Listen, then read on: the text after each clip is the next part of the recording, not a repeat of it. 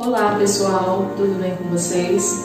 Eu sou Janaína Regis, gestora adjunta aqui da Escola Lourdes Ramalho, e hoje nós estamos aqui com o objetivo de trabalharmos um pouco sobre o papel do professor no diagnóstico de crianças com necessidades educativas especializadas. O professor pode diagnosticar? Então, é algo que nós vamos nesse momento começar a conversar a respeito. Professores, eles são os maiores auxiliadores de qualquer equipe multiprofissional nesse processo para a identificação. Na verdade, nós não diagnosticamos enquanto pedagogos ou psicopedagogos, porque o diagnóstico de uma necessidade educativa especializada precisa ser feito a partir de uma equipe multiprofissional, mas o papel do professor é muito importante, é preponderante nesse contexto, porque é o professor no dia a dia da sala de aula, da realização das atividades, no movimento contínuo de ensino-aprendizagem, que pode perceber e identificar algumas características que fogem daquilo que a gente chamaria no contexto do desenvolvimento normal da criança. E, sabendo disso, nós gostaríamos de valorizar esse profissional no que diz respeito à intenção dele enquanto professor. Nós precisamos colocar num plano de observações questões bem práticas desse sentido, não é? Existem muitas críticas no que diz respeito à questão da rotulação. Será que qualquer criança que se apresenta diante da minha sala de aula, que não tenha um desenvolvimento parecido com os demais alunos, porque igual ninguém é, né? Todos nós temos as nossas especificidades e, sobretudo, nessa fase de desenvolvimento, então, quando a gente trata de criança ou de adolescente no ensino regular, nós enfrentamos muitas dificuldades ou muitos desafios no que diz respeito ao processo de ensino e também no processo de aprendizagem. No contexto do ensino-aprendizagem, há uma necessidade de observarmos aquilo que nós poderíamos considerar normal ou aquilo que a gente percebe que precisa de uma adequação ou de uma adaptação. Há estudantes que se apresentam num fluxo contínuo de aprendizagem que não oferecem nenhuma adaptação à minha metodologia ou aos recursos que eu posso lançar mão. No entanto, nós percebemos que muitas crianças e muitos adolescentes, sobretudo na rede pública de ensino, que chegam às salas de aula com grandes dificuldades de aprendizagem. E aí a gente precisa observar alguns fatores que são importantíssimos nesse processo de identificação. Não estou falando de diagnóstico, não é? Porque nós usamos esse termo diagnóstico no início exatamente para chamar a sua atenção, mas nós não diagnosticamos alunos com necessidades educativas especializadas enquanto professores ou pedagogos. Nós apenas percebemos, identificamos algumas dificuldades ou necessidades de adequação para o processo de ensino-aprendizagem.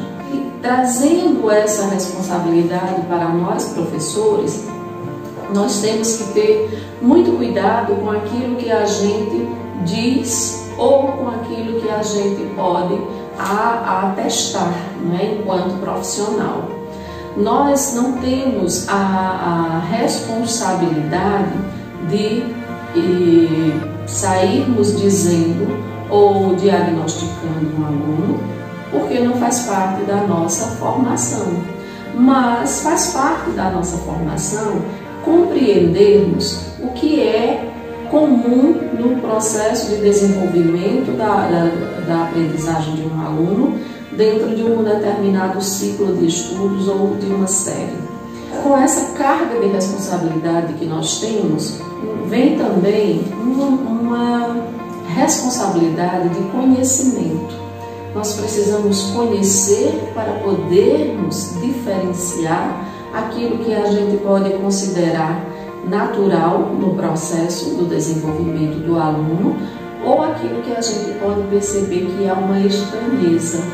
E a partir dessas estranhezas, dessas diferenciações, adequarmos o nosso trabalho e quando mesmo adequando, quando mesmo propondo diferentes metodologias, nós não conseguimos êxito na aprendizagem desse aluno, então a gente tem um recurso que é a solicitação da ajuda de uma equipe multiprofissional. Algumas escolas apresentam alguns profissionais, como por exemplo o assistente social, o psicólogo, não é? E há alguns pedagogos que já têm um conhecimento nessa área da psicopedagogia ou têm formação em psicopedagogia, que podem nos ajudar nesse processo de acompanhamento desse aluno. Esse processo de acompanhamento no interior da escola, ele é feito com vistas pedagógicas e nunca clínica. A gente não tem a visão do diagnóstico clínico enquanto equipe profissional dentro da escola.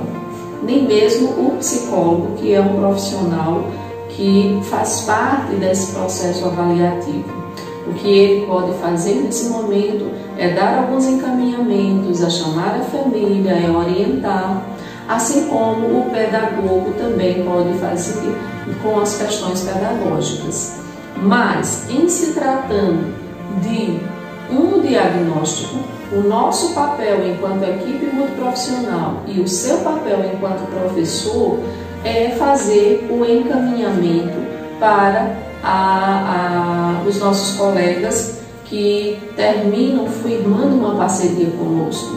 Colegas no sentido de firmar essa parceria no acompanhamento dos nossos alunos, que seriam os médicos neurologistas, em alguns casos médicos psiquiatras e outras especificidades dependendo da necessidade observada. Então é muito importante nós termos esse conhecimento, não é, de como, não é, qual é a linha que separa aquilo que a gente considera um processo natural de desenvolvimento da aprendizagem do aluno, daquela linha que já me sinaliza que tem alguma coisa que precisa ser investigada.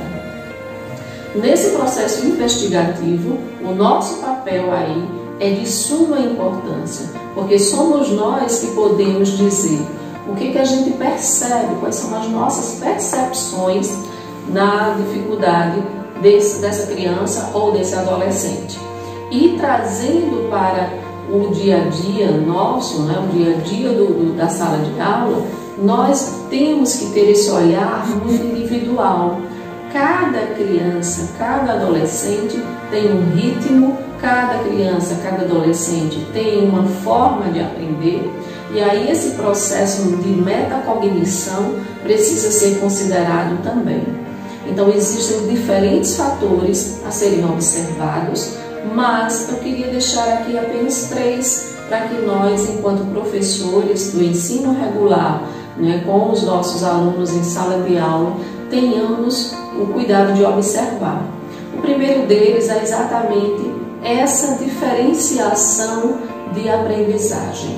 Não é? Quando eu percebo que eu preciso ter diferentes metodologias e adequações no meu trabalho para que os alunos aprendam de diferentes formas. Um segundo processo é quando eu percebo que mesmo trazendo essa diferenciação, essa adequação e essa diversidade de metodologias, eu não consigo alcançar alguns alunos ou um aluno, aí eu preciso partir para o meu terceiro ponto a ser observado, que é exatamente me aproximar mais, tentar pedagogicamente ajudar aquele aluno de alguma ou aquela aluna de uma forma que ela consiga superar aquela dificuldade. Quando nesse terceiro ponto eu não tenho êxito, aí, a partir de todas as percepções, de tudo que nós observamos, nós vamos procurar ajuda. A primeira coisa a fazer, procurar ajuda da equipe de coordenação, a equipe multiprofissional, a equipe técnico-pedagógica dentro da sua escola para um possível encaminhamento, se necessário. Há alguns outros processos que a gente precisa observar, mas são questões que nós vamos poder discutir nos próximos vídeos, ok? Eu quero agradecer a você, muito obrigada por sua atenção nesse momento, e se você gostou desse vídeo, compartilhe com seus amigos, com seus colegas professores, para que todos nós possamos nos ajudar mutuamente. Até logo, muito obrigada!